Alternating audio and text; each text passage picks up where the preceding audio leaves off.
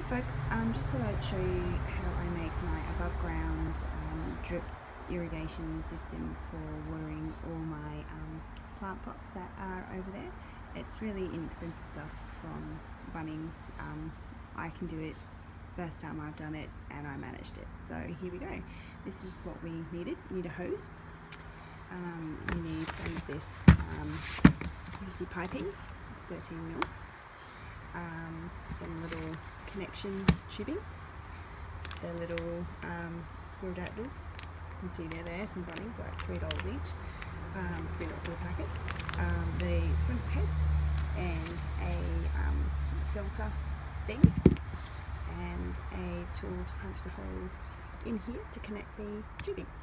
And you also need a couple of little ratchet clamps that clamp the tubing in together, so they squeeze together and hold. So let's go and have a look at the system. So as you can see, it's just attached to the hose up there, and it's just very dramatically draped through the garden. And in here we have the hose connected to a small piece of that PVC pipe, which I have just put a clamp on here, and another clamp on here, and attached it to the filter, and another ratchet clamp and a piece of hose piping. Excuse my really poor silicone spraying. I was doing it bending over the back of the pots rather than lying down, putting it on the concrete and doing it.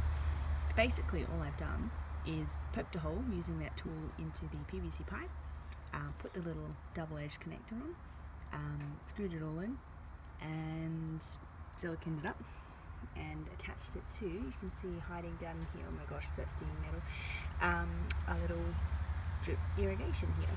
So all the way along, just put them all over, and hiding in all of my plants are these little mint overgrown irrigation sprinklers, and it goes all the way along down the back of all of these vegetable pots. And all I do is turn it on at the tap up there for a minute or two, and it waters all of these pots, and they're soft watering pots, so the water just stays in the bottom of the reservoir and gets used as it is needed. And I have a really easy watering system for pots, and very little water wastage as well.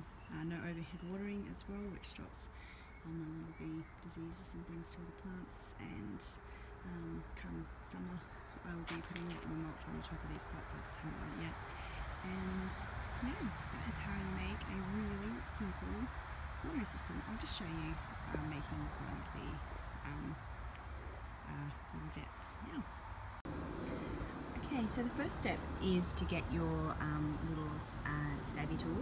You poke a little hole in the tubing. You get your double-ended screw adapter, poke it in the hole, and using the other side of the tool, this bit here, you just screw it in. So let's go ahead and do that. Okay, so here we are. We've just screwed in the little double-edged screw adapter into the hose pipe. You need to press fairly firmly. Make sure you don't push too hard though, otherwise you'll go through the back, hence why I've had to put silicone on a few of mine just to try and block up a couple of little holes. They still leak a bit, but it's not too much of a problem. You could silicone or glue around here too if you wanted a really perfect seal. The next thing that you want to do is get your small frenule pipe and attach your dripper on the end. It has a variable flow, so you can adjust exactly how much water is going to go into each area. So if you've got something that needs a little less water, you can do that, or a little more. And then basically, we're just going to screw that onto there. Okay, so basically now I haven't screwed it on properly, it'll probably fall off, but I've just popped on the little tubing and it's got that on it. And obviously this runs along behind the back of your pots, and you can just drape this over into your pots. I've just used stones to weight mine down. And you just continue all the way along the hose, remembering to put an end cap here onto the end part of the big black hose that you don't want. And then you need to connect this to your garden hose. So you pop that onto there. It's a bit of a tricky fit. You might need like a spanner or something like that. I did manage it, it was quite hard. And then you put a clamp over and just ratchet it down, just like you're installing a dishwasher or something like that. And then you'll need a small piece of this pipe here, about 5-10 centimeters long, to attach onto here. Ratchet clamp, and it will just connect into your hose, and you are good to go. Wait for your silicone to dry, put them in your pots, and it's all happy. I'll just show you how it's working. And here we have it. It's been really raining down. Let's see, there's that one coming out. It's been really raining down here the last few days, so I don't actually want to have these on for too long. But I just buried them in the garden like that. And here they are, stripped them away. That's drip feeding into here, drip feeding into there. As you can see, that one's just dripping that way.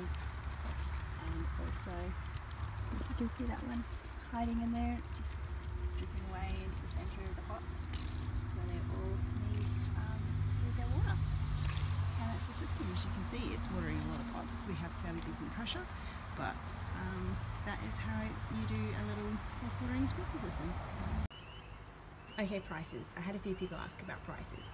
I think this tubing is like about $10. Might be as much as 20 depending on the length you want to get. Hose, if you've got one, it's fine. But this is a slightly expensive one. It's about $38. From memories, this is like about $5. This is also tubing is $5. These sprinklers anywhere between like $5 for